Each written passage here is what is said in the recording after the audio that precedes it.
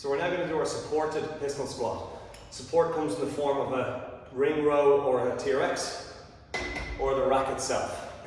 So we're going to raise one leg up in the air like a barrel of a gun, hence the name pistol squat. You're going to push your hips back and drop your hips to the floor. Push through the flat of the foot and up you come again. Go as light as you can on the hands in order to isolate the leg as much as possible.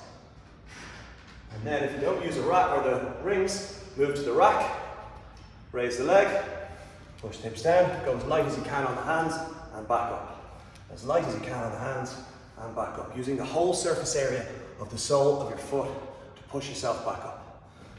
And that's your supported pistol squat.